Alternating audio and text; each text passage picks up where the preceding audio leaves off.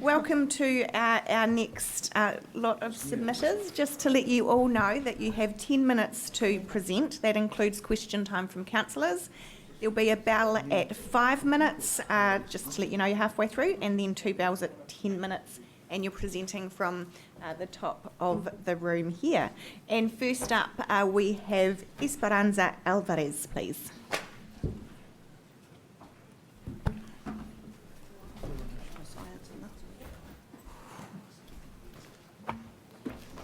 Welcome, Esperanza. Thank you. First, I want to thank the council because they are listening to us. I'm giving you a handout with more details, including the submission on health issue that the Guardian of the Aquifer already sent. Also, I'm including a correction in my submission. Okay. So, my name is Esperanza Alvarez, and I have a background in chemistry, doing research in the laboratory for 20 years. And part of my job was reading the literature and analyzing the data. And it's what I did when the chlorine-free drinking water review came public. Okay. Excuse me. I have 2 minutes to, I'm going to touch 2 subjects, the high-density polyethylene pipes and the disinfection byproducts. Okay, there you go. According to the Delamore paper or report, on page 11, talks about replacing, oh, thank you. Replacing the cast iron asbestos cement pipes with the high-density polyethylene. That will be roughly 60% of the pipe work, I think. On the page 64 says that the high-density polyethylene pipes are more resistant and are expected to last for 100 years. But the report doesn't mention the oxidative degradation of the pipes by oxygen, because we know that common drinking water disinfectants degrade polyethylene, posing a threat for possible premature failures. So if there is chlorine in the new network, about 60% of the pipes might suffer degradation with time and will need replacement. And I think that should be included in the long-term plan, and I don't know if it's there. Oh, 2 pictures of the failures.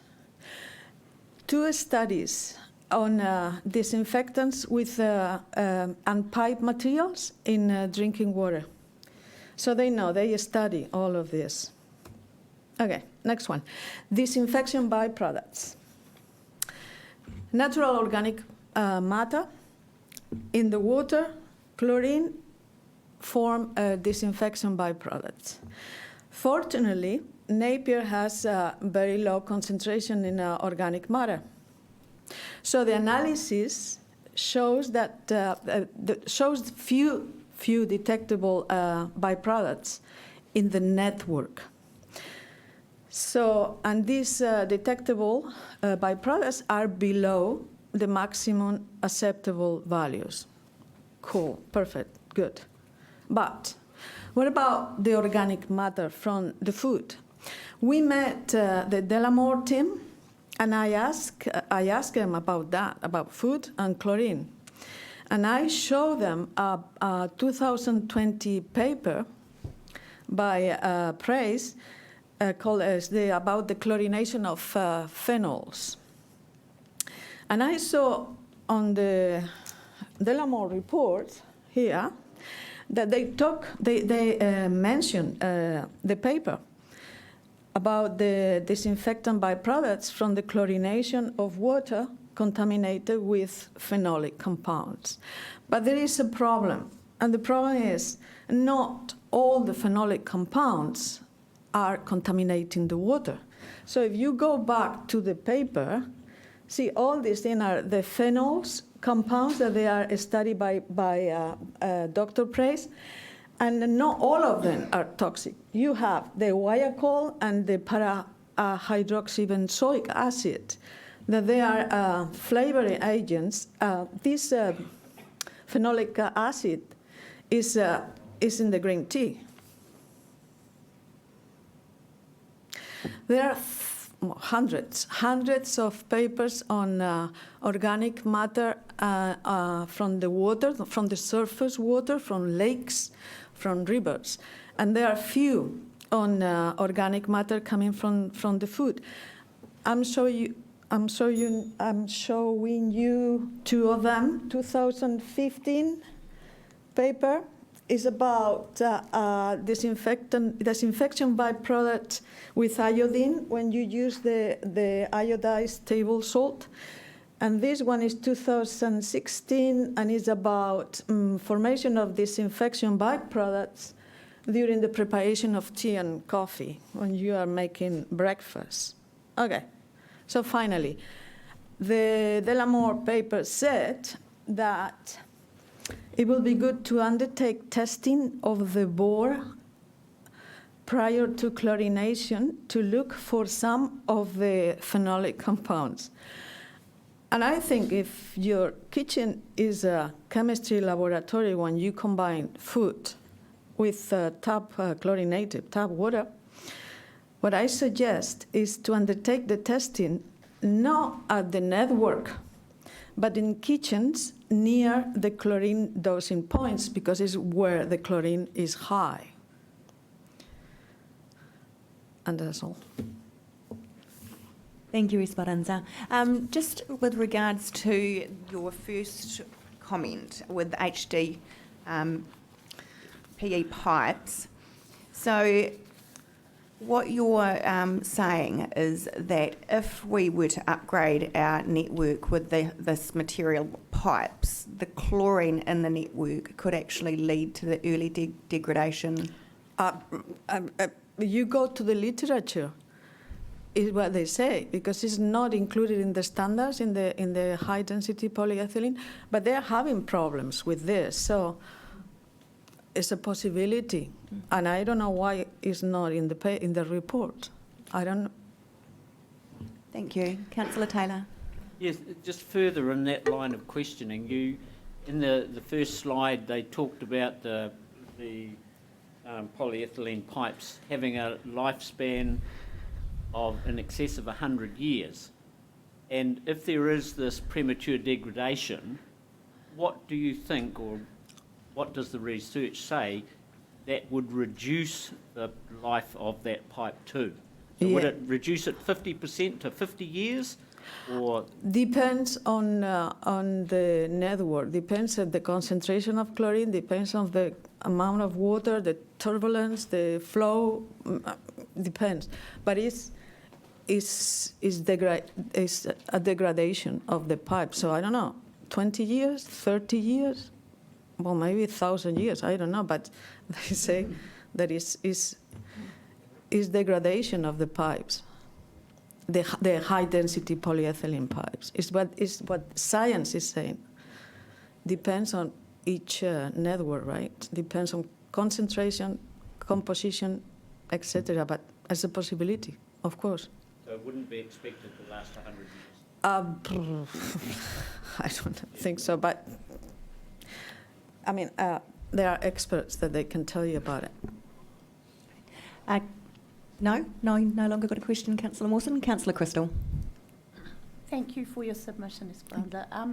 Just in all your research then, is there a better type of pipe to use that you've come across? Or No. No. I don't know. I don't think the moment you put chlorine, I mean, if it's iron, cast iron is going to corrode it too.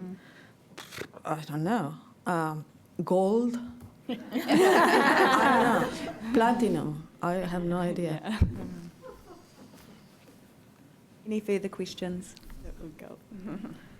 Thank you very much, Esperanza. Appreciate your time.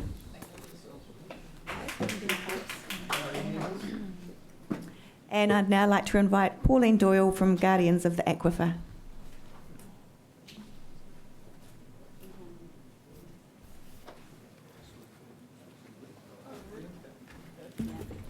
Welcome, Pauline. Morning, and thank you for having me again, and my apologies for all the paperwork that I've given you. This is my last-ditch effort to convince Napier City Council and the staff that we need to go chlorine-free, so that's why you've got screeds of paper. I'm not going to test you on it. I always provide handout notes and so on, so that those who are interested, who want to go back and just check what I've said and look further, have the information there handy at home, not in this great big volumes that you've been given. Right, so 2 years ago, those of you who were here then in June might recall Councillor Brosnan saying we want the real figures for providing chlorine-free water, the real figures. So why haven't we got the real figures? Why didn't you ask Patel Delamore to give us the real costs, not their wild estimates?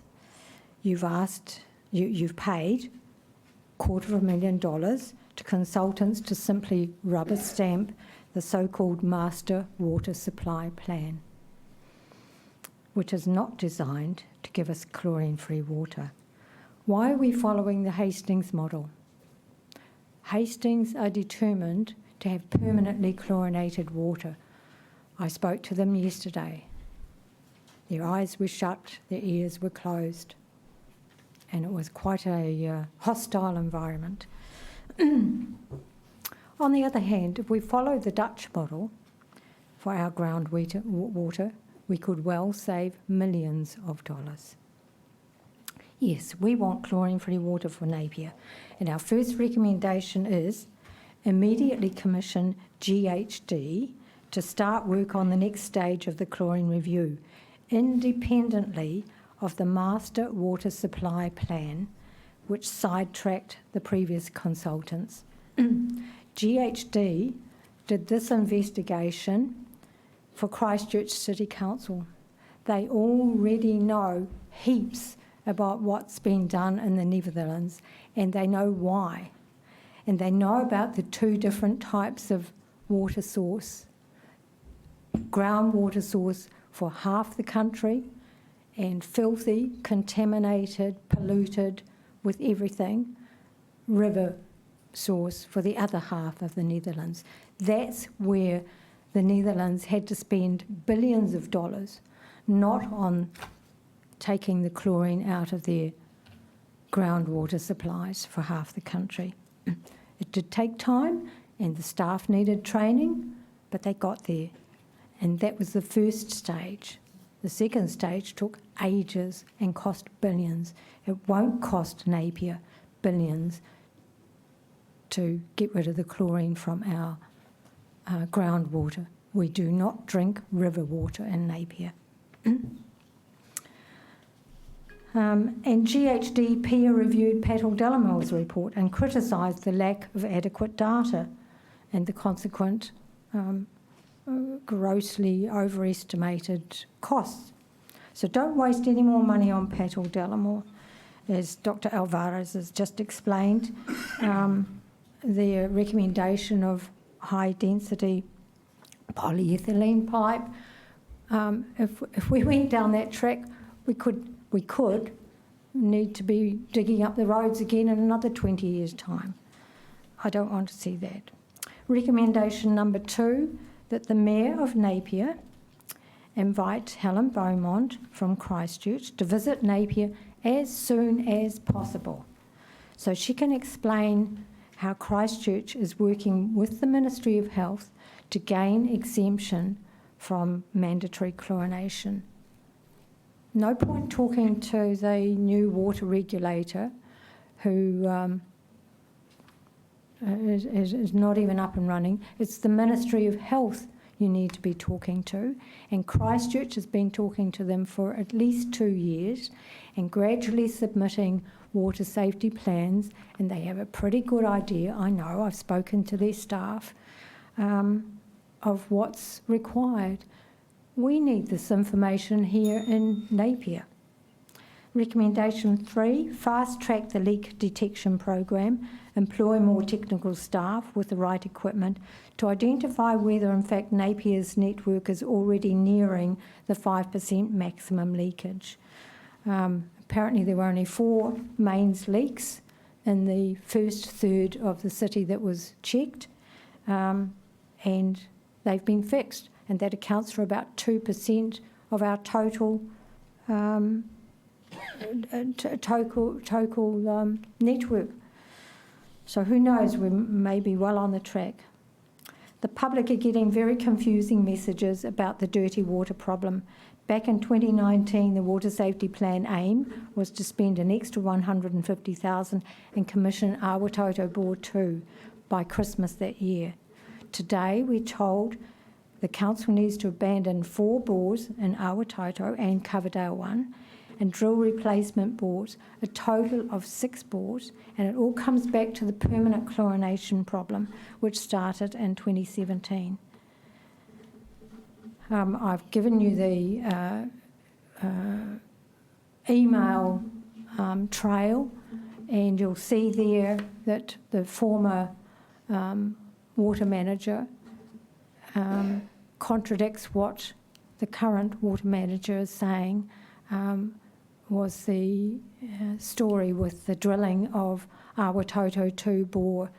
Who do we trust? I've recently come across the Regional Council bore records, and you'll see, highlight in red, A2 is 300 millimetre diameter. That is not a test bore, which is what I was told in an email from one of your staff members 2 years ago. In August last year, we discovered the council is still drilling in Awatoto, the new Sandy Road bore. And it turns out that that's not acceptable either, because manganese and chlorine don't mix. We started with 10 operational bores, then we got down to 7. Take out Awatoto 2 and Awatoto Awatoto 1 and Coverdale 1, and we've got, 5 bores if we're lucky. We need recommendation 4 to make your very best efforts to fast track drilling new bores in the Taradale bore field. And in answer to the question by Councillor Price last year, yes, now is your chance to debate the finer details and to change direction before it's too late. You were asking questions last year about the Master Water Safety Plan outlined to the Council in about May of last year. Recommendation 5, accordingly, is put on hold any proposals which could trap Napier into the permanent chlorination model like they're doing in Hastings. Put on hold plans to direct all bore water to chlorine treatment plants before it gets distributed. Put on hold the construction of 3 holding tanks for chlorinated water. We don't need these if we want to follow, we only need these if we want to follow the Hastings model. Put on hold plans to install water meters on every property to create the mini networks outlined in the Master Water Supply Plan. If we ever need to do water metering, we need a much better case for it than has been made so far. In conclusion, I just say people want the dirty water fixed sooner rather than later. I want that fixed. And people want chlorine-free water sooner rather than later. The ball is in your court. any questions. Thank you, Pauline. I'll just open up for any questions from councillors. I think probably because did I just see from Councillor Brown? Because we received so much information from you in your submission. Yeah. But Councillor Brown, did you have a question? I suppose it's around where we, thank you, Your Worship, where we focus our efforts. So our current thinking is that we want to deal with, I suppose, simultaneously, but focus our time on fixing the discoloured water that's created as a Good, problem. yes, please. Yeah, so you're happy if we focus Very on that happy, first? very happy. And then, yeah, okay. But only on the condition that you're aware that the water safety plan, any of those other things, don't give funding to those other things. Give funding to development in Taradale to fix the dirty water as soon as possible, along with funding to get Helen Beaumont up here, along with funding to get GHD up and running smartly. We've wasted 2 years since our now Deputy Mayor said, give us the real truth. Thank you. Thank you very much, Pauline. Oh, this is the petition we started and we finished. And I just counted it up last night, 3,681 valid names. So do I table that, leave that here for you to bid? and I'll point out, I've included the 2 original pages of the survey we did of the Taradale pharmacists. Unfortunately, we couldn't carry on with that because COVID hit and they were so busy. Thank you for your time. Thank you, Pauline. Thanks, Pauline.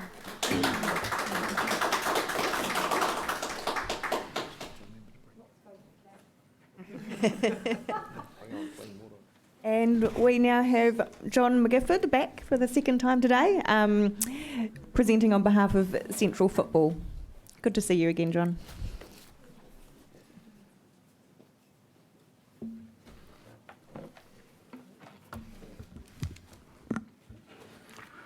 Good morning again, and thank you again. This time to be able to speak to Central Football's submission to the LTP. The Mayor did say earlier that you're running a bit behind time, so I'm about to do my city duty and put you right back on time. Is really the purpose of speaking now is to just reinforce the major parts of our submission.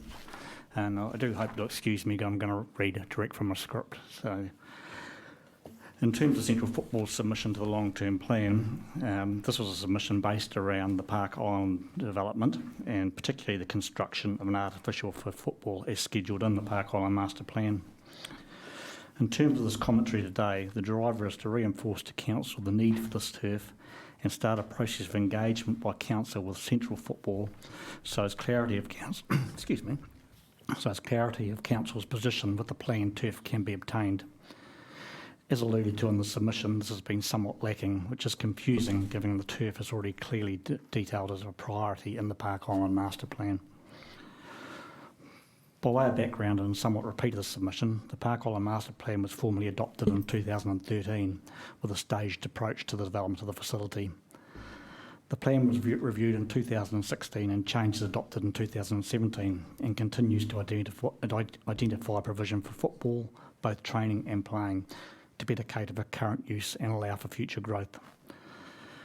The submission goes on to detail a series of specific references to provision for football and the location thereof, but most relevant to our submission are the following identified priorities, which are quoted directly from the updated version of the Park Island Master Plan adopted in 2017.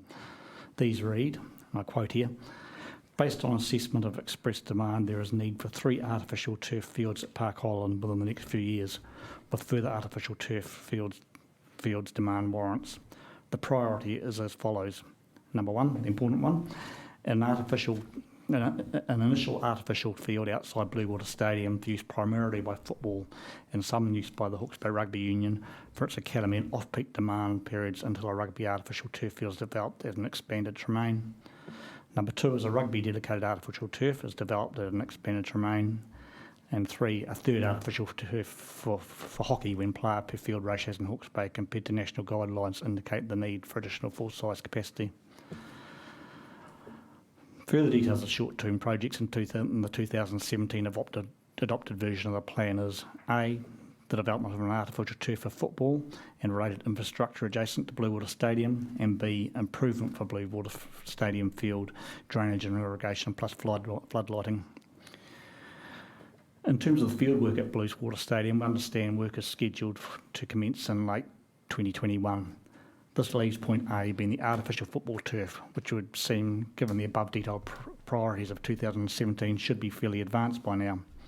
This is seemingly not the case. Therefore, the future positioning of where the turf is at is what we would seek from Council.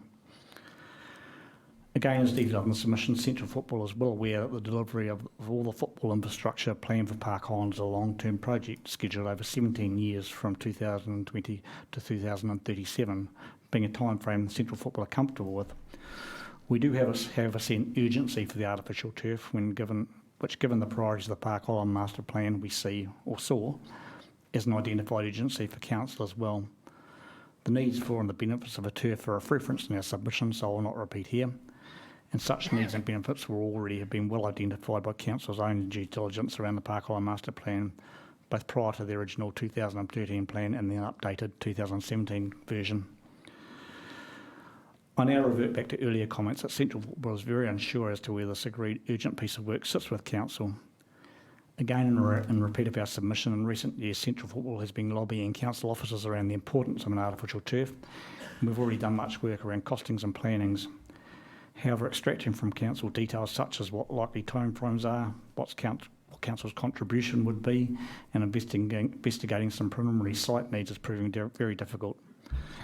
In terms of timeframes, we are led to believe the construction is scheduled in the LTP for 2026 to 2027. But we've seen nothing definitive in that regard. Similarly, while cost has been discussed, the messaging Central Football is receiving from Council is that a contribution from outside of Council will be required, although the amount is not defined. Clearly, with no timeframes and no determination around cost allocation, that makes a fundraising campaign impossible to undertake. Our submission closes with a number of questions and requests, which are clearly documented, and as such there is no need to repeat in this commentary. What we'd ask, though, is as a result of the submission, is that council officers give priority to answering these questions and that councillors give considerations to our requests. I close in thanking council for receiving our submission and again for the opportunity to speak to it today. And in finally closing, I do wish to emphasise Central Football's desire to partner to partner council, not only in the artificial turf for football, but any other developments and or initiatives that will benefit the game within our region. Football in Hawke's Bay is so well represented nationally, and we look forward to working with the council and providing the infrastructure and resources to ensure the continuation of both that and the platform that provides the development of the game and continuing to optimise the many health and social outcomes that sport brings to our communities. I'll welcome any questions. Thank you, John. Councillor McGrath. Just a couple of quick questions. Is football a growing sport in Hawke's Bay?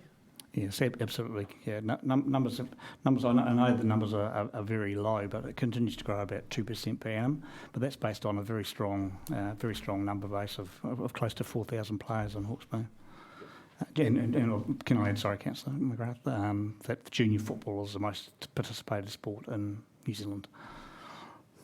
And just following on from that, was there any consultation with the football community with regards to removing the artificial, because it was in time to be done, well, now-ish, wasn't it? It was, yeah. Was there any consultation to remove that? No.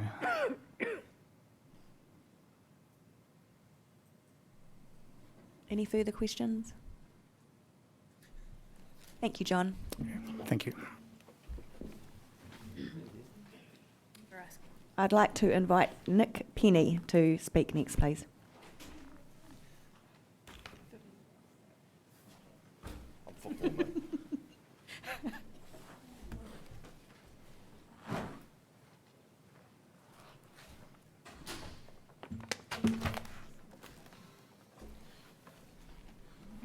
On a pen already.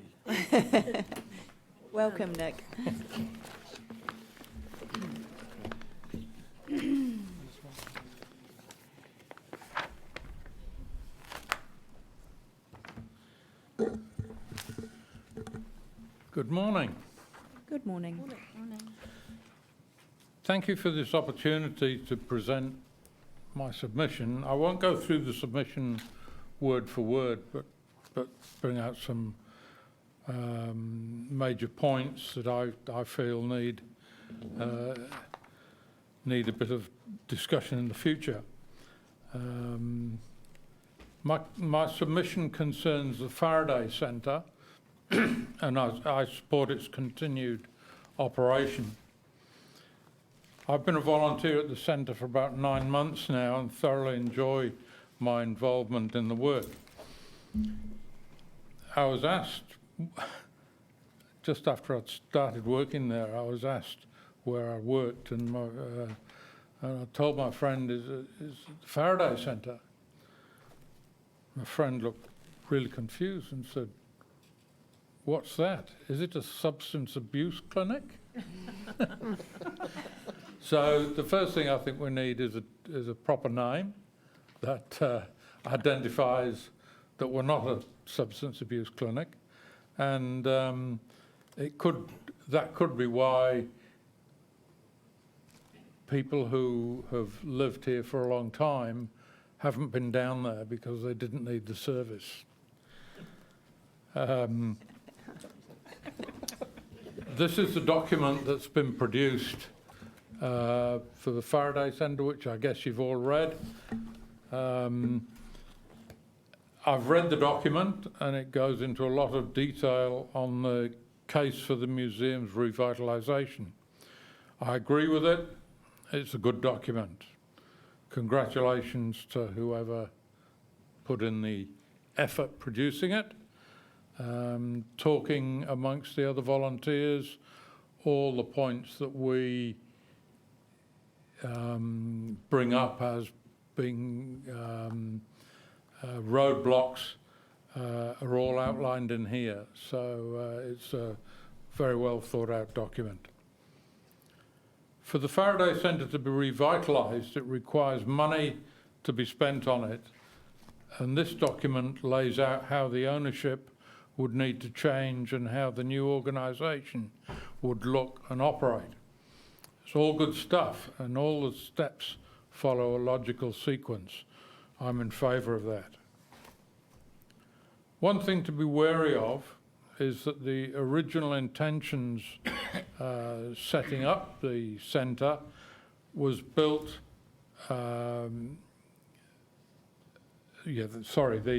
the original intentions should be carried through into the new revitalised centre. We should keep to exhibits that are based on technical invention and development, with examples of how things have changed in our lives, how they became more reliable, using different materials, and became affordable to more people. There are some rare pieces of equipment that we have been entrusted to look after. They don't belong to us, but we are the custodians charged with looking after them and preserving them, so that our people in the future can see what went before. For those of you who have not been to the Faraday Centre yet, I invite you to come down and have a look. We could probably even rustle up a half-decent cup of coffee and have a look and see what we're talking about, because it's such a different approach to displaying the objects of the past that it surprises a lot of people what we're doing. It's been variously described as hands-on, experiential, and interactive. What it isn't is a bunch of static exhibits in glass cases. To enjoy this museum, you need to get involved. We encourage touching, pressing buttons, turning handles, sitting on, and playing with the exhibits. There are safety considerations, and volunteers are on hand to provide information and explain how things work with a bit of history. It's a place to see what those who came before us had to use to get through life. Children's eyes light up when they see how Nana used to have to do the washing. Grown-ups' eyes light up when they say, we used to have one of those. It's all about the journey to get from some pretty crude bits of equipment to arrive where we are today. The Faraday Centre does this particularly well. In 9 months, I haven't heard a negative comment about it. What is surprising is that very few people who've lived in this area for many years have never been to the place. It's a sort of hidden jewel. An advertising campaign needs to be put in place to attract visitors. At the moment, children come on school visits and return later, bringing their parents and grandparents. For this journey to be successful, future staffing will be especially important. The current manager is doing a great job, and as time progresses, there will be more work than one person can effectively do. People will be required to plan work on the collection and keep it in good running order. It can't be left just to gather dust. If the size of the site increases, and with the opportunity to be open more often, more volunteers will be needed. All these things are achievable. It'll take time, it'll take money, but if we want a top-class facility, all we have to do is go back to the future. Thank you. Thank you very much, Nick, and thank you also for being one of our wonderful volunteers at the Faraday Centre. I know a few of you, and I know what a fantastic job you do there, so thank you on behalf of myself and all of Council. Yeah, thank you. I'll just open up in case there's any questions. Councillor Crystal. Thank you for being a volunteer. I know it's a fantastic place, and most of us have been there. My question is, how did you get to be a volunteer? We need more of them, so how were you recruited? I became a volunteer because at the start of lockdown, my job fluttered off into the ether somewhere. And so I needed an outlet to mix with people and to get out of the house. And my background's engineering. I've done a lot of woodwork and fixed things all my life, and one thing I noticed when I went there was that there were things not working for very simple reasons, and people think you're a magician when you come along and spend half an hour on it and it's chugging away again. And we're running out of people who can do that, unfortunately. I've always had a knack for pulling things apart and getting things going, fixing them up, and intrigued by things like typewriters and things that are seemingly complicated, but really with a typewriter it's very simple. The only thing is it's done 60 times for the keys, you know. So once you've learnt that, it becomes relatively easy. There are people who don't want to learn that because it doesn't have the slightest interest, but then they're more interested in maybe the sewing machines or something else that we're doing. At the moment, we've just moved all the printing gear into one area because there's somebody who's suggested that they start using the press and for recreation uses. People, the kids could print a card with their name on it. They set the type and they print it. There's an opportunity to print small run things like wedding invitations or things like that I don't think that they'd make anybody rich, but it would certainly pay for some materials and so on, and to show people how printing has changed within our lifetime, because you've got the typewriters, you've got old Gestetners. I don't know if anybody was secretaries of organisations putting out newsletters and sitting there in the dead of night, turning the handle and sniffing the meths. But we've gone to things like, wireless. I can do something wirelessly, print it wherever I want, and people can read it, which doesn't happen very much with my writing. So there's a lot of things, and the kids are really interested in it. They come in and they look around and they do a quick loop, and you think, they've run past all sorts of things. But then on the way back, they do things, and then they see things they didn't see before, and then they're sending Morse code messages to each other and things like that. And the parents and grandparents looking after kids during school holidays come down and do that. It'd be nice to make it free to go in. I don't know how much paying for something stops people going, but there's a lot of museums. In here it mentions the museum in Berlin, which is huge, and it covers just about everything that's ever been done, and it's free.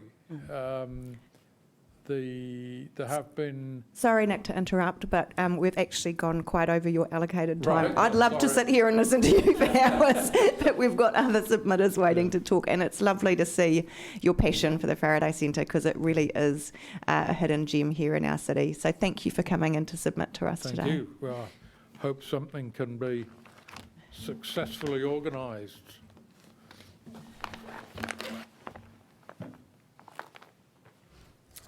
And next we have Bruce Carnegie from Grey Power, please. Excuse me, Madam Mayor. Sorry, it's rather late, but could I declare conflict? I am on the committee of this organisation. Sorry, and there's another one that we will discuss in our deliberations. I'm in a similar situation. That's Tūtangata Maraenui Trust, so those two. Apologies for late declaration. Thank you, Councillor Bogue. Welcome, Bruce.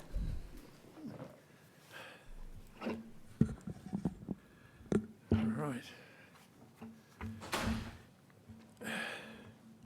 Tēnā koutou katoa. Normally when I talk I get carried away and don't know when to stop, so I've done myself a script. So Mayor Wise, councillors and Chief Executive Steph, who I haven't met yet, thank you for allowing me to, on behalf of Grey Power, to speak this morning. Now, going through the long-term plan, it is, well, by the way, volunteers rings a bell. This is when I get carried away. We have 60 volunteers.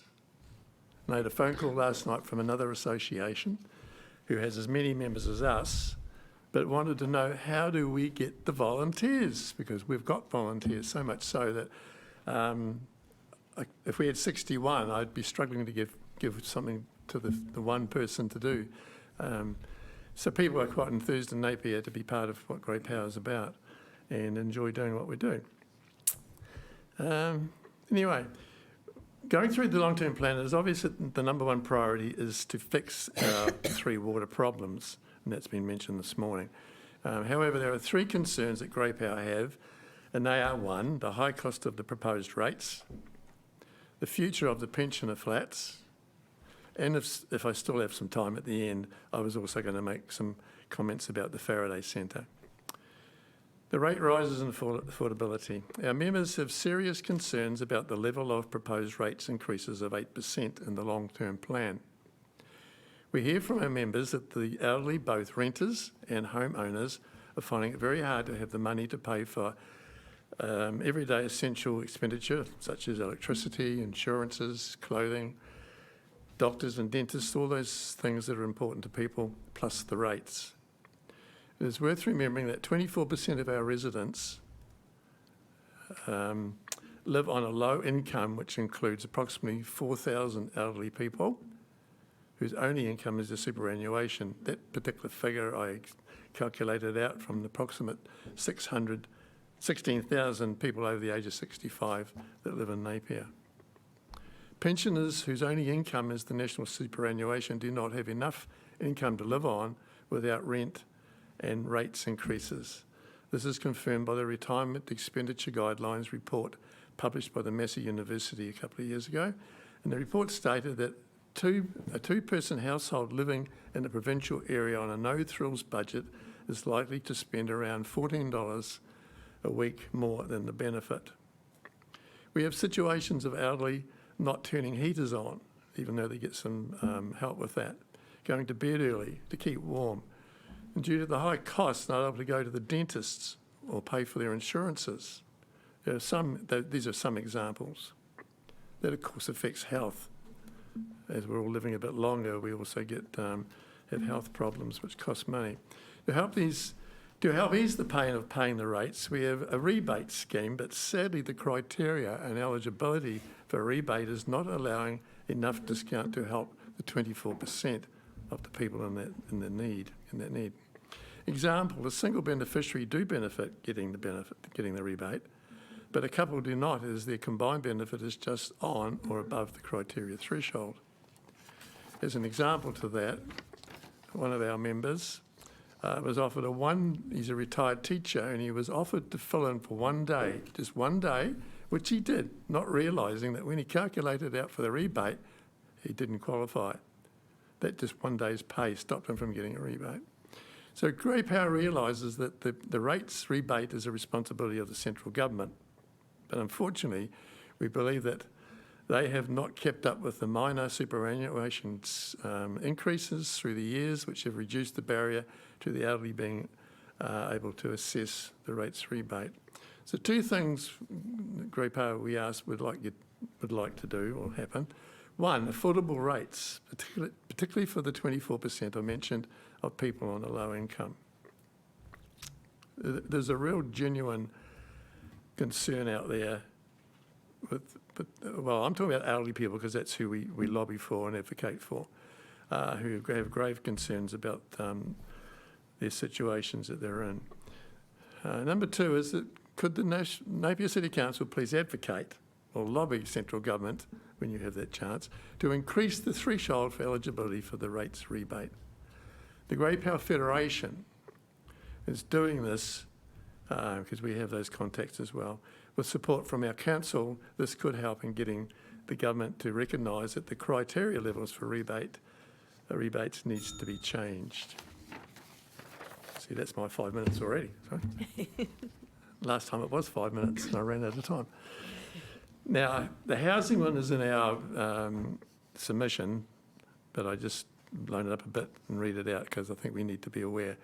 We would like to mention the council housing. This is of course one of the positive ageing strategy priority areas where the strategy says having suitable housing options that are affordable and accessible so that people are safe and secure, warm and healthy and feel part of the community.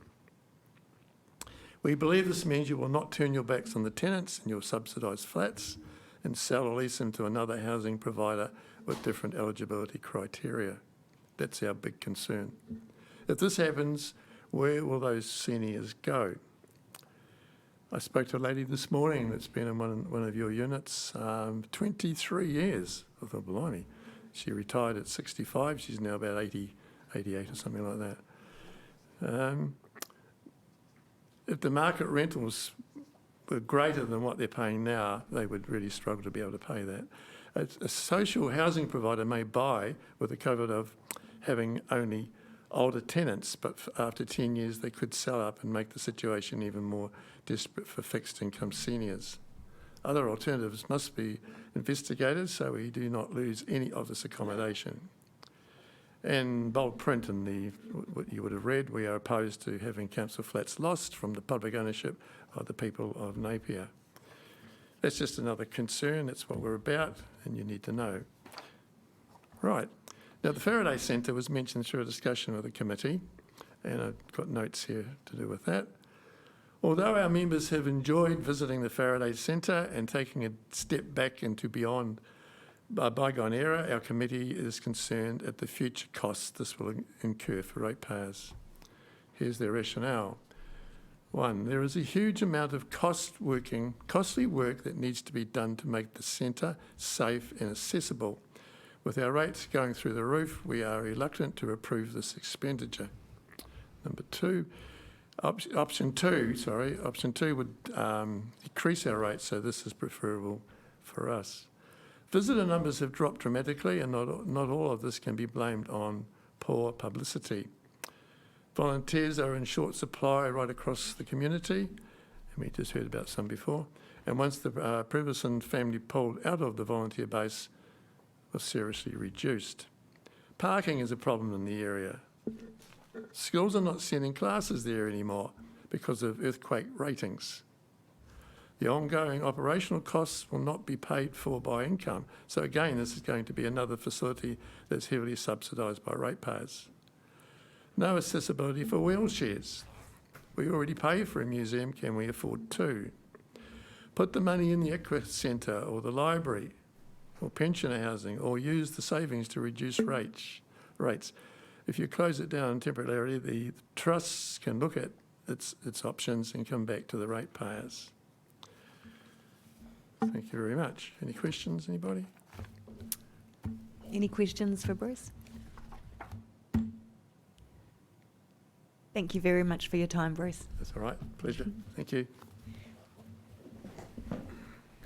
I'd like to invite Judith Guy, please.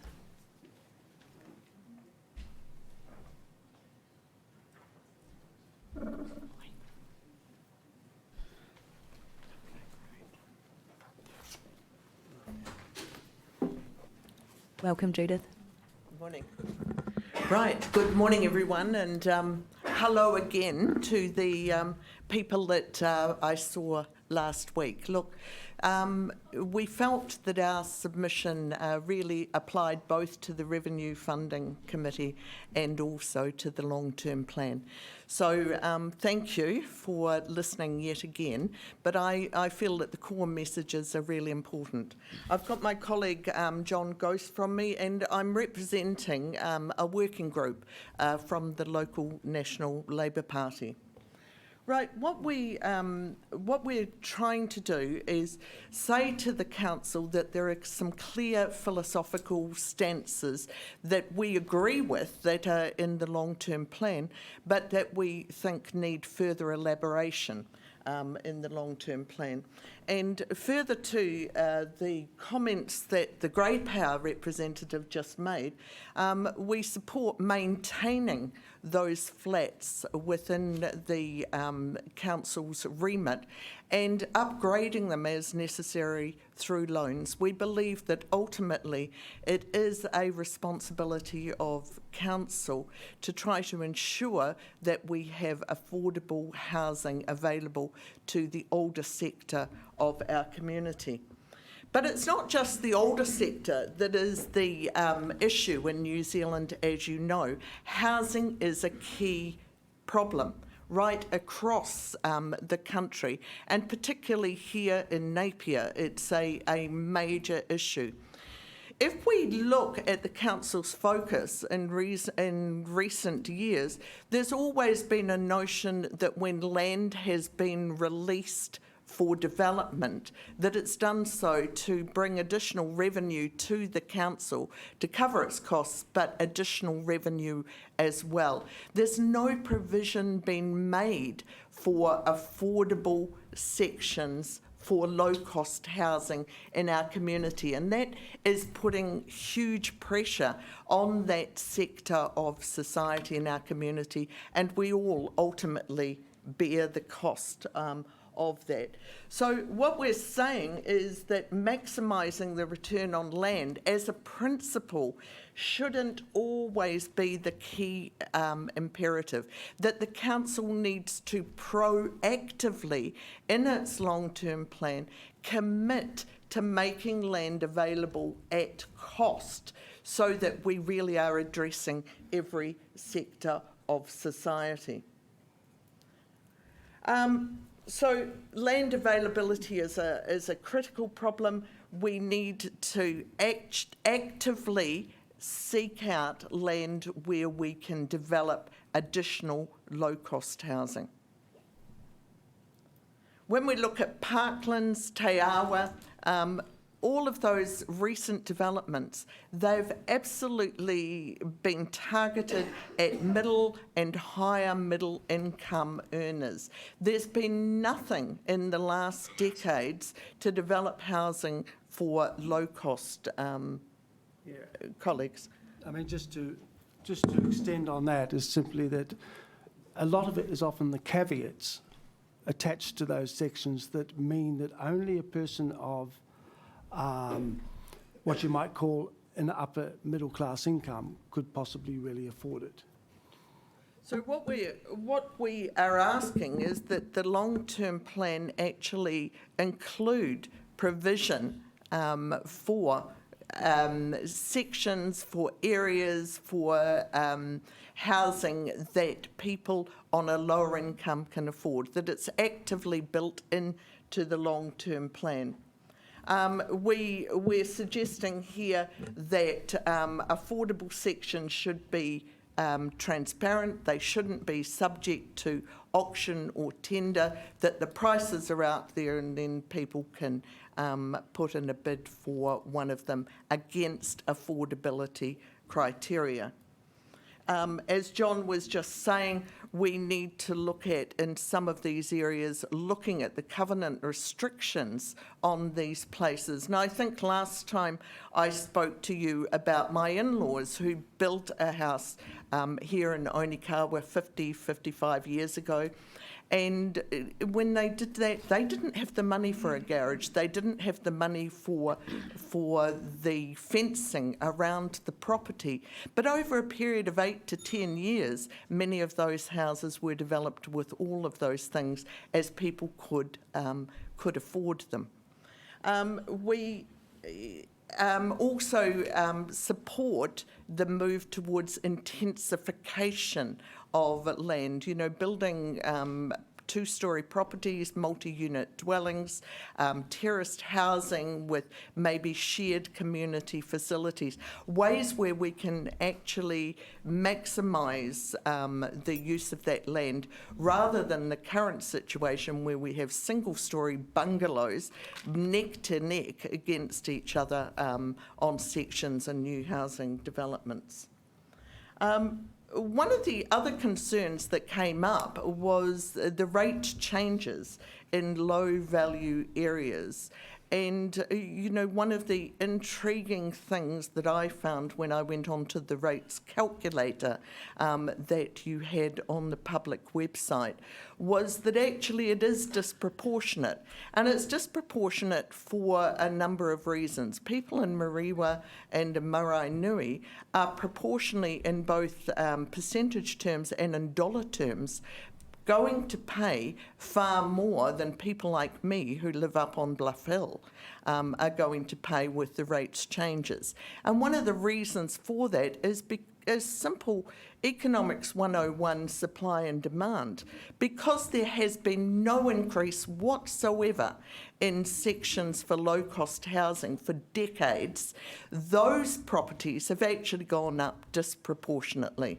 The number of people living per section, per house in those areas is of concern. And so what's happened is the value of those properties have gone up disproportionately, and if they're renting in those areas, Their rents have gone up disproportionately. The rent rate in Napier is actually one of the highest increases in the country. And similarly, their rates increases are going to go up about 6.9% in that area to people who really also at the moment have no disposable income. They're the ones who are going to get the odd 100 here, the odd 100 there, added to whether or not they can continue feeding families, supporting their children. Okay. Yeah. No. Thank you again for giving us the opportunity to come and just raise awareness about these issues with you. Thank you very much to both of you, and as you would probably well aware, we are working very closely with the likes of Kāinga Ora. We are one of the focus areas for them in terms of building up our affordable and social housing stock in the coming years. So something that's very much on our radar with the other government agencies that we need to work in partnership to achieve the outcomes we're looking for. So I will just open up for any questions from councillors. Councillor Bogue. Thank you for your presentation. On your submission and in your presentation, you talked about affordable sections should be sold at cost, must be transparent, etc., not subject to auction or tender. Do you know, is there a model for this anywhere? Does it happen in other parts of New Zealand? Do you know this particular suggestion? I think in the past we used to do this as a model. I think it hasn't been happening in New Zealand over recent decades. I've been told, but I don't know, to be honest, the accuracy of it, that Lower Hutt have been doing it. But I'm not 100% sure on it. Helpful, thank you. Thank you very much. Okay. Thank you. Right, thank you. Could I invite Michelle Lucas from CCS to come up next, please?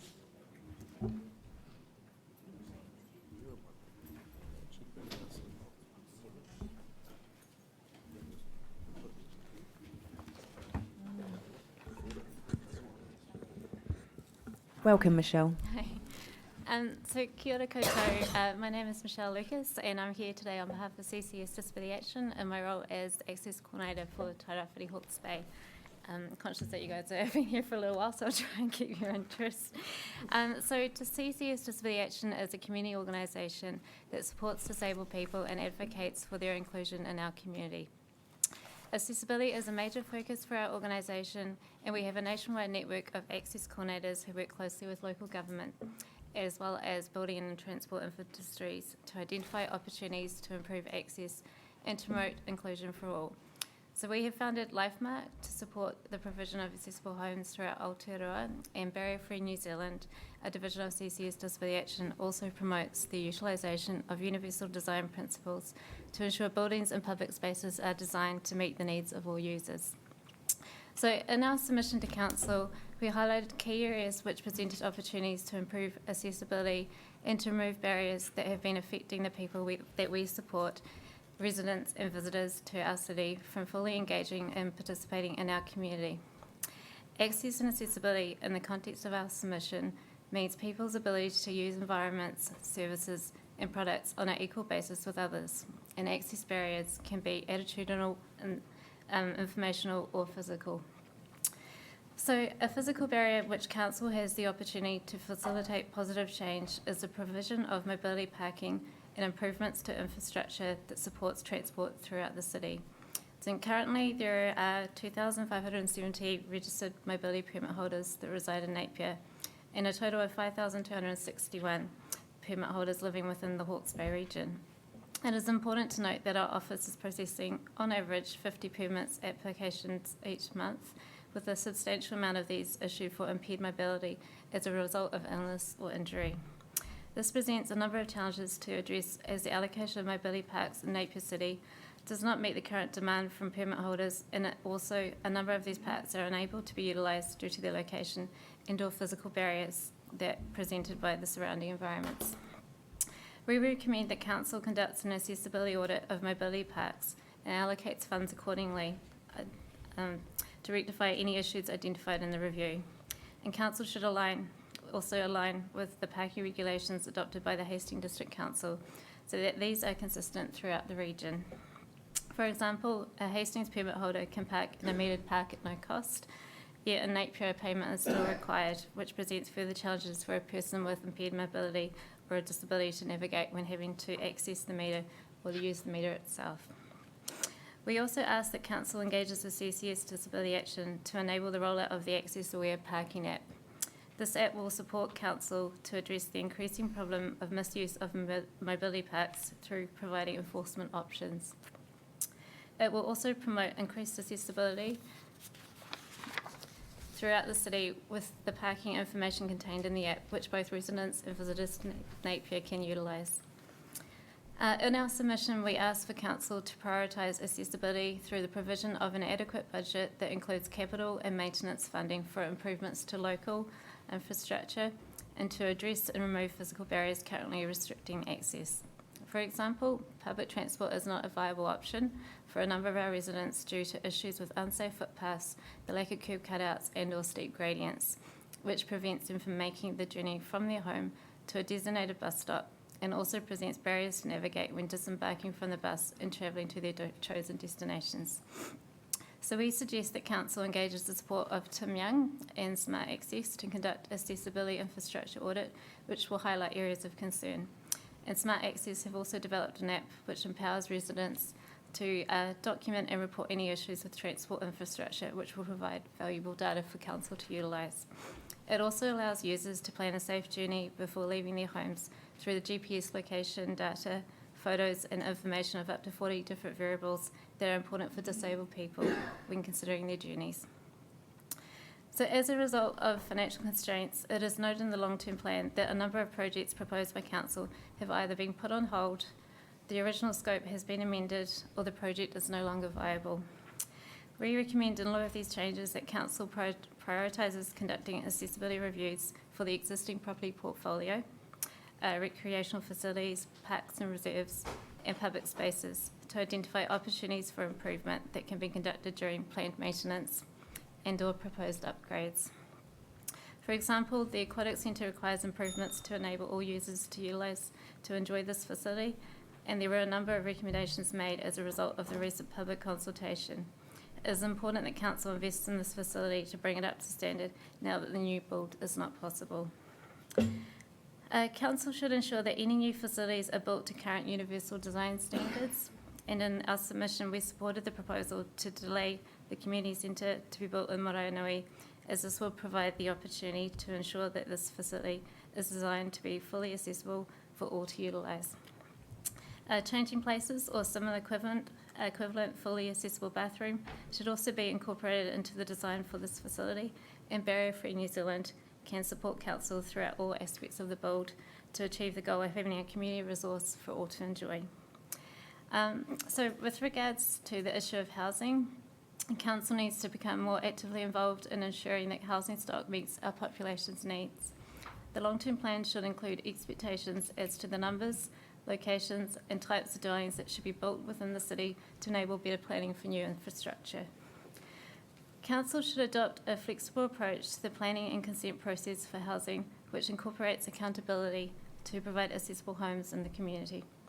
So the LifeMark star rating system can assist with achieving this measurable outcome for accessibility, and LifeMark have been working in collaboration with other councils in Kaingaora to achieve the improvement in the provision of accessible housing. We recommend that Napier City Council engages LifeMark to identify opportunities and strategies to ensure the provision of accessible homes for the Napier community. And it's important to note that Australia has just committed to incorporating universal design standards into their building code from 2022, which mean by 2050, half of their housing stock will be accessible. And this is a goal that Council should aspire to achieving as well. Sorry, losing my voice today. So in respect of informational barriers that disabled people encounter, Council should engage the assistance of Dr. Chandra Harrison and her team at Access Advisors to identify improvements that can be made in respect of digital resources, such as the Council website and other information platforms provided by Council. In our submission to Council, we also recommended that the disability awareness training is provided for all Council staff and that opportunities are identified to promote and encourage local business and community providers to also adopt this training for their staff. This will assist with addressing attitudinal barriers that many disabled people encounter on a daily basis. A survey conducted by B-Lab in 2020 noted that 1 in 3 Access citizens reported being discriminated against in public, and 1 in 4 reported being ignored altogether. So this is an area in which Council can make a real difference, and CCU's Disability can offer our support in the delivery of this training. So in conclusion, there are a number of areas in which Council has a responsibility to facilitate positive change in respect of access and accessibility, and CCU's Disability Action offers our support to ensure that everyone has a safe opportunities to fully participate and enjoy our vibrant city and to live the lives that they want. So thank you. Thank you, Michelle. A very comprehensive submission. Tried to there go with quickly. Are there any questions from councillors? Councillor Bogue. Sorry, thank you very much for that very comprehensive submission, Michelle. Are you aware we have a disability strategy in Napier City Council? Yes. Because it just would be helpful perhaps to link some of those issues into the strategy in order for us to sort of put them in the right category from what we've got, or you might have things to add to it or whatever, but that would be a helpful kind of place for us to look at it. Yeah, and I understand with the disability reference and advisory groups as well that feed into that. There's a lot of information to support that as well. So, Councillor Mawson. Yeah, thank you, Michelle, for your very comprehensive submission. And I just wanted to acknowledge that some of this new technology that's out is quite brilliant to see. So yes, it will certainly open my eyes. So it will be quite nice to take a look at that further and see what we can achieve. Awesome, thank you. Councillor McGrath. Hi, Michelle. Hi. Disability car parks. It seems to come up every time we don't seem to have achieved any or a lot over the last few years. Have you been working directly with anyone at council to get more or get them located better? Have you had that opportunity? So I'm quite new to this role in this region, so we haven't really had representation in the Hawke's Bay community in this space yet, so this is why I'm probably first time speaking to you. But the Access coordinators in the other regions have been doing a lot of work in that space, and that's where they've found benefits with the Access Aware app, review and management on understanding of the number of permits and requirements for users. They've been doing a lot of work in the other regions with other councils, in particular the Waikato and Bay of Plenty, to sort of identify what those issues are. And even over in Hastings, they've been looking at doing a review of the parks to see what would be the best locations, what are some of the barriers, and just try to make some positive changes. But going forward, the on-demand transport service that will be trialled will make a big difference, with the view of hopefully getting some of the mobility permit users to utilise that service, which will alleviate that demand. So there's change coming, but there's still a long way away, and how that service will actually roll out for Napier will be interesting to see. Yeah. And can you just confirm how many permit holders we have in Napier again? I missed the number. So sorry. And that's information that we can consistently provide council on a monthly basis if you want to track the growth. But I think at the moment it was just over 2,500 permits. But so quite a large number. Yeah. It's a lot higher than I thought and it would be. that's short and long-term permits. So short-term would be more the injury related permits, maybe 3 to 6 or 12 months. But we're finding a lot of people are actually obtaining long-term permits for various reasons and then renewing. So, and with the ageing population, that's only going to increase and cause more problems for infrastructure to support that demand as well. Not problems, challenges. Challenges, sorry. To come up with creative solutions. So, yeah. One more quick question Of from course, Councillor Crystal. just I was really interested. I saw it on the news, the changing places with those disability toilets. Is there plans for any of these going into Napier? I would love to support council with actually having these facilities rolled out. We've got the Regional Aquatic Centre has got 2 changing places facilities that will be incorporated into that build, so that's incredible. But ideally, they should be, in our public spaces and facilities really available. They are quite a cost, but I think the investment for our community is definitely well worth it, and it is something that I can support you with going forward, just to explore that as an option, and hopefully the redevelopment here with Pedigree Green Arena may incorporate that level of facility as well. So, yeah, it's important. Okay. Thank you very much for your time, Yeah, Michelle. Thank you.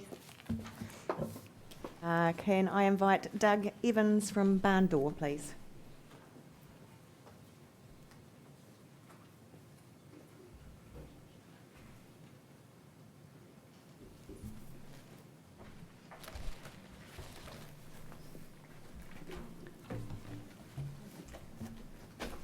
Welcome, Doug. Thank you. Thank you, Mayor Kirsten. Thank you, councillors. Thanks for the time and the opportunity you've extended to me. I'll be only around about 4 minutes, and I hope I will not bore you senseless. This is a little bit of a personal mission that I've encountered. You will have read my submission where I wish to see chlorine removed from the water. I was infected by scabies some years back. It was as a result of my mother in a dementia ward in Hastings. No one knew what had happened. Certainly I didn't know what had happened.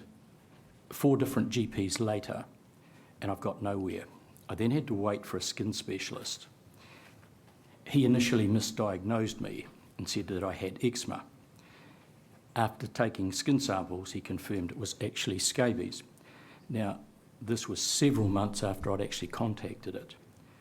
The treatment went on for over 12 months, till finally I appeared to be over the worst of the suffering. Then in 2017, we saw the introduction of chlorine to our water, and immediately I started having recurring symptoms of what I had previously suffered from.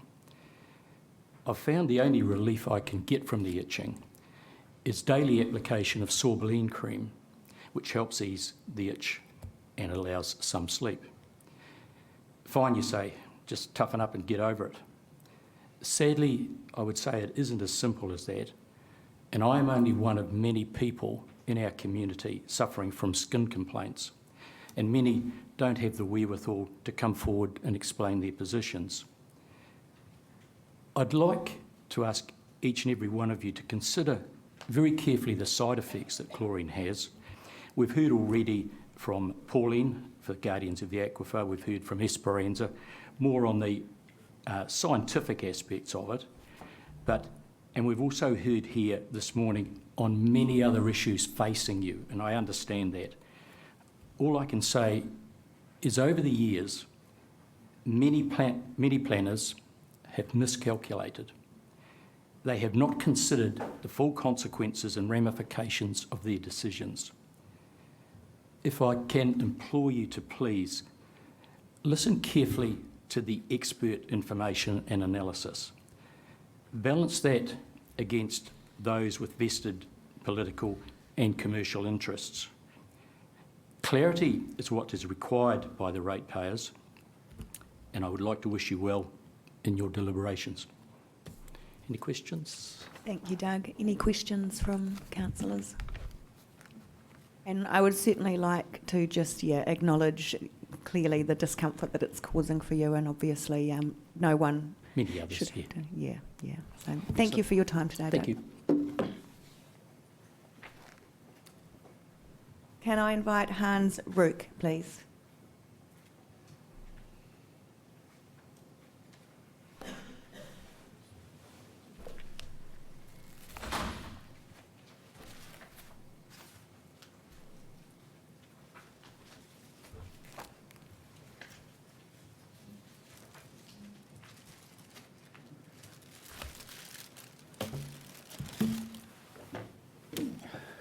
Welcome, Hans.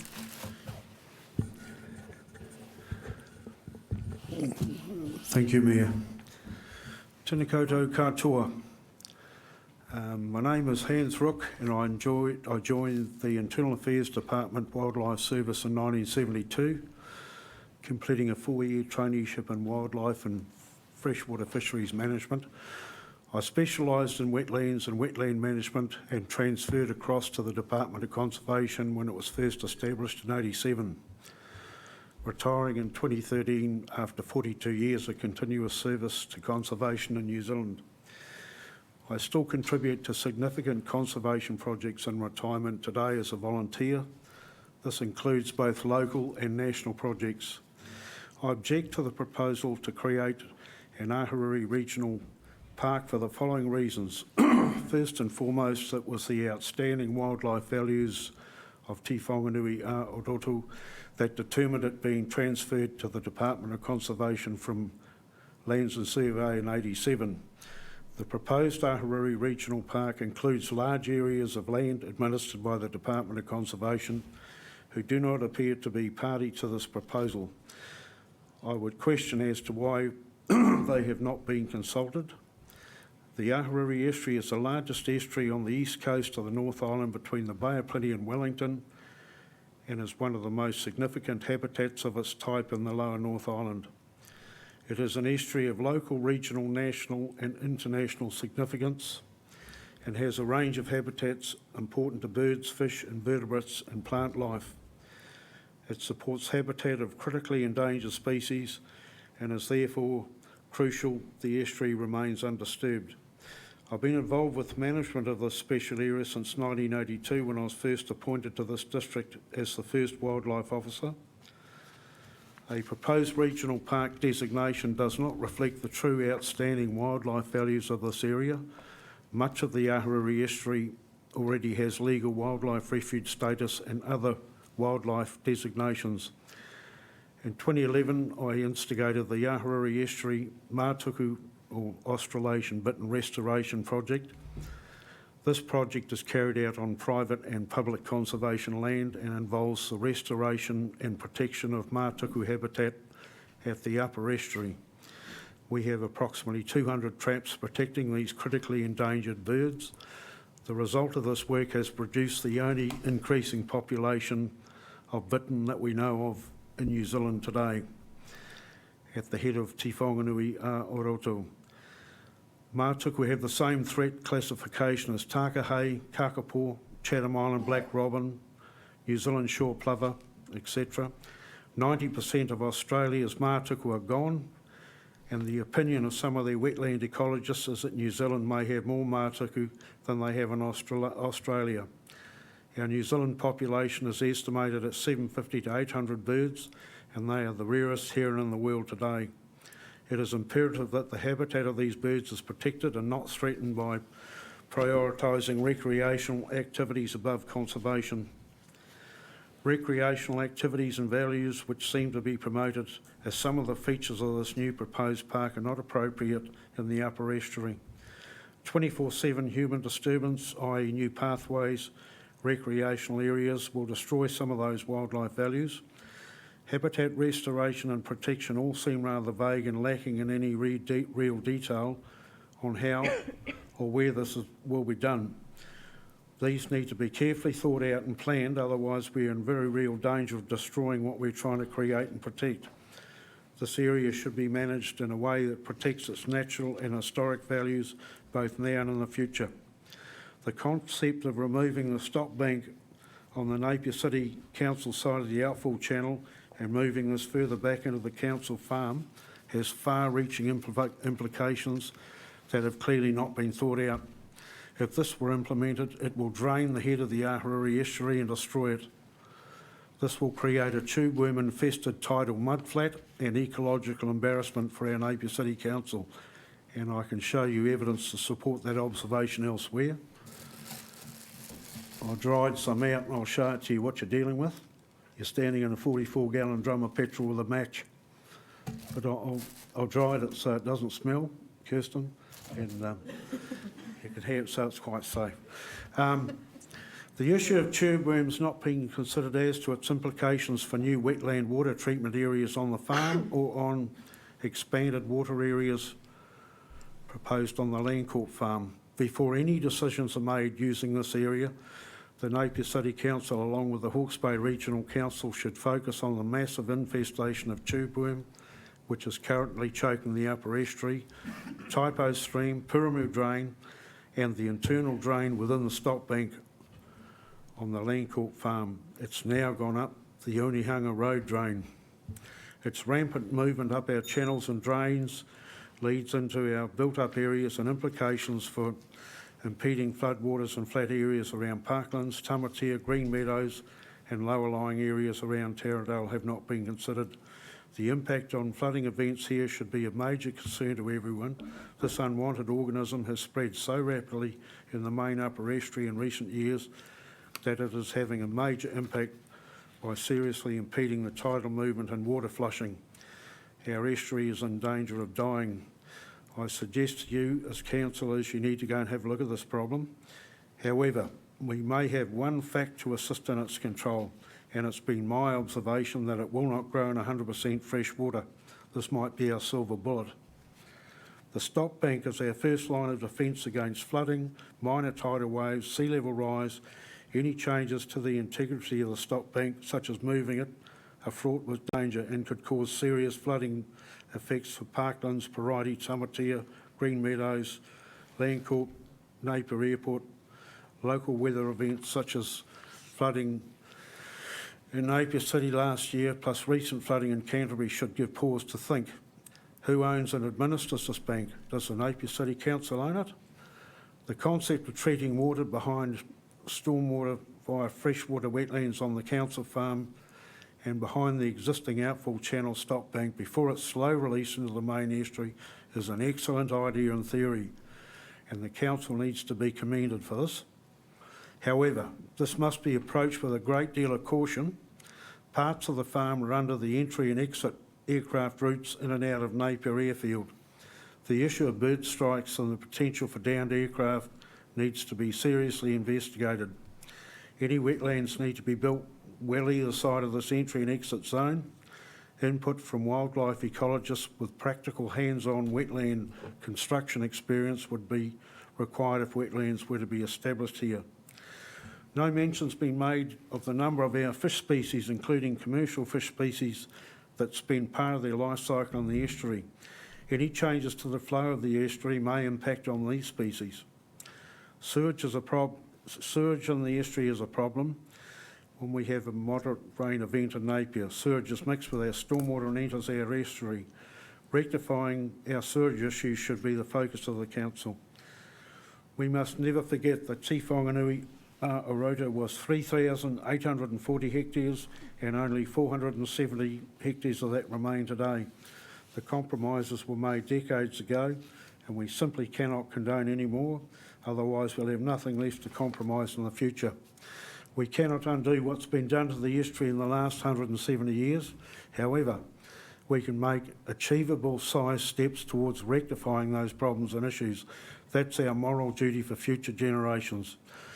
Finally, I think our city and regional councils need to be acknowledged for their courage to try to address our stormwater treatment issues that have impacted on our Ahura estuary for an exceedingly long time now. Thank you for this opportunity and privilege to speak and to contribute. If I can assist you in any way, I'd be more than happy to do so. Any questions? Thank you very much, Hans. Clearly very knowledgeable on our estuary and the wildlife that's around there. So, Deputy Mayor Brosnan. Tēnā koe. Rocky, thank you very much for coming to speak to us and thank you for all of the work that I know you do in the upper estuary with the bittern and everything that you do. It's very much appreciated. And thank you for your submission to our 10-year plan. I just wanted to give you, I suppose, a little bit of certainty, and I know that from some of our other submissions that one of the overlays in our consultation document made it a little vague around where the regional park was, so I wanted to give you some certainty that it is just the lagoon farmland, that we are not proposing to go into the upper estuary or any of the Crown-owned conservation land, etc. Wanted to extend the invitation to have further conversations offline. I think your expertise in this space is really important to the success of this project. And also I just wanted to reassure you that our funding is proposed in Year 7 of the LTP, and our priority to work into any actual works on the ground will go through significant detailed design, and all of those concerns you raise around the stock banks, the species, the habitat, etc. are very much on the radar. So thank you for highlighting those, because they are not insignificant issues to be worked through. Help you if you like. I'll be your unpaid consultant. Fabulous. Thank you very much for your time. Thank you very much. Can I invite Paul Trass from Faraday Rugby Club to present, please? You tube worm, having it for lunch. I'm vegetarian. So are they.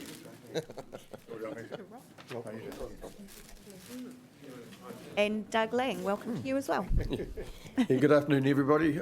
Obviously, I'm not Paul Trass. This is Paul Trass here. So my background, very briefly, is a past president of the Maraenui Rugby and Sports Association and involved with the club for well over 25 years. And Paul is the current administrator of the association, which covers 7 or 8 sports currently, I think is the number. I don't intend to read the submission unless anybody specifically wants to, merely to simply highlight a couple of things, and then Paul may explain briefly where the association's at this point. The submission basically was a bit of a circuitous event really, in that it started with wondering where things were at in terms of Maraenui having sort of been designated perhaps as one of the 3 sports hubs in Napier back in 2013 in context of the Park Island Master Plan. And really, so nothing at this stage has happened, but the reality is the landscape is going to change dramatically over the course of the next decade, from a situation where the park itself was once virtually on almost rural on one side and residential on the other. The pace of things at the moment can see the park being completely enveloped by residents within the next decade, and therefore the club and the park become the centre of a community as on the outside of the community. Once we discussed the submission, of course, it then led to things like Te Pihinga. I realised that we actually weren't really familiar with what's proposed here and need to be involved in that discussion to make sure that there's no duplication of facilities going on. It's hard enough to run a voluntary sports club with all the issues that are going on, and we see ourselves as being a very vital sports club in Napier, as a great deal of the membership comes from difficult backgrounds and sport and the social engagement that offers them pretty much fills a particular gap in their lives. And we come across numerous instances over the years where the activities of the association may well be seen as having rescued those people. You'll see in the submission it actually did end up coming around to a couple of relatively urgent matters. So we're not actually here asking for millions, we're asking for development as we go along over the next years, but an urgent matter that does arise is the traffic safety in the region of the park itself. You only got to go down there on a Sunday afternoon when there's a game being played there, and it's just a tragedy waiting to happen. And that could happen at any time. I'm not sure if the game's there this weekend, but it just amazes me, even driving in if you're slightly late, the obstacles that you'd overcome. And it's largely an issue of people will park on the fringes to watch the games from their vehicles at the moment. So how we deal with that needs to be discussed. I do note that some changes made to the park, as you'll see a little bit in the submission, some years ago, and the funds to do that came from what I was told at the time was a parking reserve fund, I think it was called, which dated back to the upgrading or development of the club rooms around the former Scout Hall in 1988. 89. So that is a particularly urgent one. Probably second, if anybody was to look at urgency, is the nature of the ablutions facilities and the public changing rooms. I think anybody who knows those would know that they need to come down, and there needs to be some sort of suitable replacement, I guess. And of course, as I mentioned, this all needs to be taken into context of what's going to be done with the various facilities we've got. Obviously, the club's own facilities at the park is very much the kaitiaki of the park, having been virtually there since almost since the swamp, if you like, started to be filled in.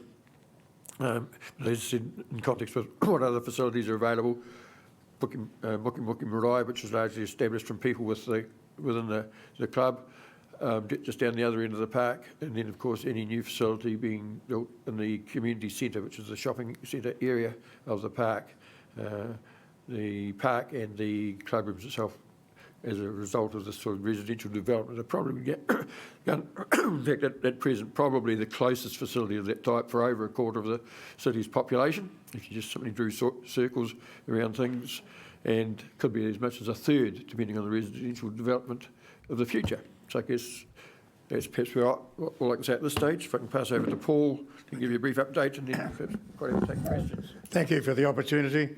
I'm just losing my voice too. So just a little upgrade on the club. So I don't know if you're aware, or some of you are, we got hit with the November 9th flood. I was rapt this morning to walk into the club and see the carpet had arrived. And funnily enough, the bench tops had been stuck because of the Christchurch flood, because they were made in Dunedin. So it's a long thing. But so the club rooms have had $500,000 spent on them. And so we're now sort of modernised the whole thing. Presently, we have 575 members. On an average week, we have 600 or 700 people use the club rooms of all age groups from around, and we're involved in 8 codes. Our aim is to extend that, thank you, and to add basketball and a few other codes in there as well. And so basketball courts, we'd like to add to the netball courts. Our intention is to run after-school programs at it every night of the week, and school holiday programs. So I guess what I'm trying to emphasise here is that the development that we're talking about, we really haven't been part of that consultation, and we believe we have a huge amount to offer to the community. And so what we're saying is, whoa, just hold, slow down, let's have a talk and find out how all of the major organisations in the community can work together to get a great outcome, because we certainly do need a lot of work in that area. So thank you. Thank you, Doug and Paul. And I guess just to reassure both of you that there certainly is a lot of consultation still to be undertaken should we choose today in our deliberations to proceed with the Te Pēhanga concept, and you would absolutely be a key stakeholder involved in that. Thank you. I will open to you councillors for any questions. Thank you very much for your time. Thank you. And our final submitter before our lunch break, David Kay.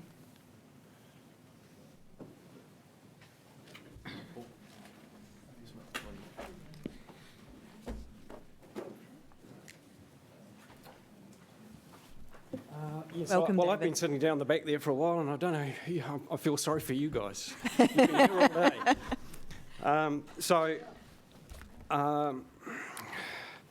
Yeah, kia ora, councillors and Mayor Wise. Thank you for your attention and for yet another submission. I'm speaking on behalf of myself. I must admit, yesterday I was going to cancel my oral submission because I felt I had not done the necessary preparation. However, watching the online Facebook presentation, which I commend you for, because that's been really useful, and the one from Tanya Eden and the Te Whenua group gave me the courage and focus of what I needed to be here today for. Like Tanya, I attended the Napier City Pilot Trust Forum on Justice, and before that, as a dentist, a 2-day seminar on the inequities in Māori oral health. Those 2 events have deeply affected my pro-equity stance. I am more aware than ever of institutional inequities resulting in poor outcomes in education, employment, housing, criminal justice, and health. Unfortunately, the Napier City Council is another one of those institutions, especially with this long-term plan. For goodness sake, Māori representation has been embraced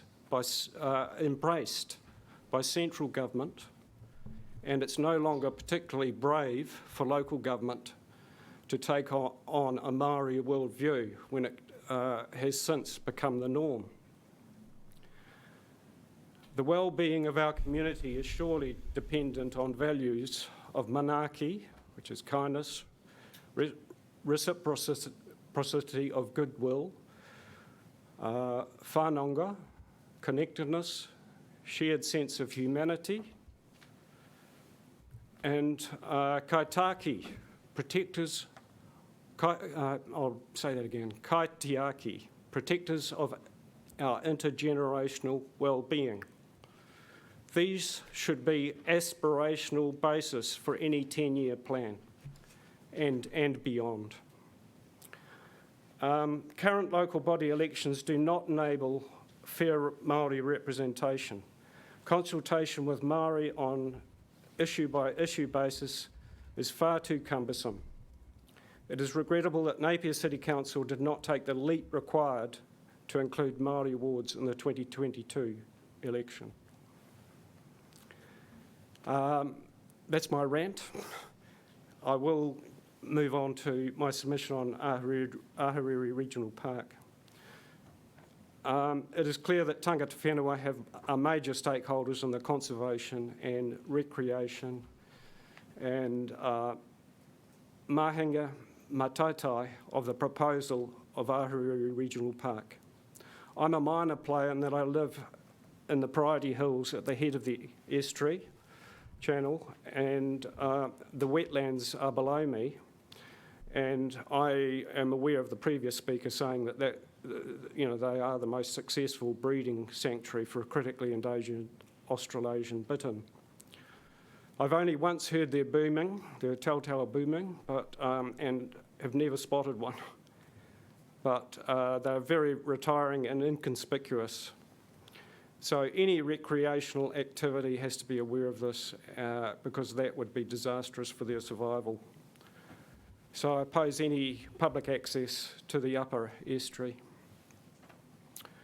10 years ago, DOC convened and enthused some of the Faraday Hills community to undertake native planting in their properties bordering the wetlands to improve quality of runoff. Unfortunately, this admirable project foundered from funding shortfalls.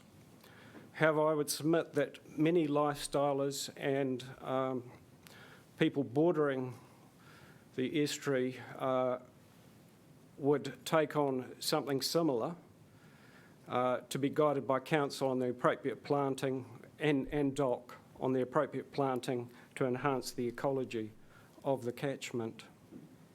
And maybe this planting could be provided at cost by Napier City Council nurseries. Another concerning matter to do with the estuary is the apparent lack of transparency from the council with regards to discharge breaches from commercial entities in the into the Tyne Thames stormwater system. Where is this investigation into the hydrochloric acid spill, and is there an impending prosecution? The serious breach seems to have faded from the public eye, which casts shadows of doubt about vested interests within council.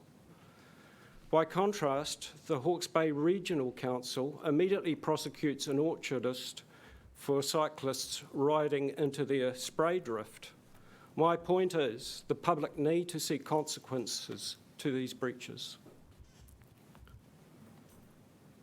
I've just got a very short submission on water. I support Napier City water chlorination as the only effective means of making drinking water safe, as do countless other urban societies. I know many councillors were elected on the chlorine-free water stance, but I strongly believe in the science, that the science is convincing on the efficacy and safety of chlorinated water, not to mention cost effectiveness. And my final submission is on Safer Napier. A kind and compassionate approach to the ambassadorial role on Napier streets is essential. From my interactions with Māori wardens, I see their connectedness to their community as a best fit, provided their mana is enhanced with extra resources for training and remuneration. Thank you. Thank you very much, David. And I'd just like to take an opportunity to actually let you know that we do have a very active Māori committee who are not operational or appointed by myself, as was claimed yesterday. They actually have the same mana and role as any of our standing committees, which includes voting rights. Right. So the decision that we have made is to take a little bit more time to consult with our whole community about the potential implementation of Māori wards. A decision will be made in November of this year for the 2025 elections. In the interim, we're actually working with our Māori committee to look at other mechanisms we can introduce to develop our partnership with mana whenua. So we are focusing intensively on how we can actually move forward with our partnership with mana whenua and tangata whenua. Right. That Māori committee is quite diminished, is it? No, we've got two of our iwi okay, groups. your website says there's lots of vacancies on it. I think I'm on the right track. We are in the process of restructuring it and adding some additional representation, which was decided on in conjunction with our current Māori committee members. But we do have two of our iwi partners who at this point in time have opted not to be part of the committee for various reasons. Yeah, but still 2022, it's a missed opportunity, and 2025 is a long way to wait. Number of reasons why that decision was made, so I will just open up to councillors for any questions of David. Councillor Bogue. Thank you for your submission, David, and for coming to speak to it. I just wanted to correct something on what you said about Te Pahinga, and thank you for supporting it, the community centre for Maraenui. You suggested that we were responsible for the demolition of the houses there. The houses were all owned by the Crown, by Housing New Zealand. And in fact, in order for us to build Te Pahinga, we're going to have to buy some land back from Housing New Zealand, which is now called Kāinga Ora. So it was somebody else's fault, not ours. I stand corrected. Okay. Thank you so much for your time today, David, and patiently waiting for your turn to make your submission. That's all right. Have a good lunch break. Thank you. It is our lunch break. We do, however, have to be back by 1 because our next submitter is zooming in and we couldn't change his time. So can I suggest you grab your food and bring it back, and we may just have to push on through and have a bit of a break after we've finished with all of the submitters.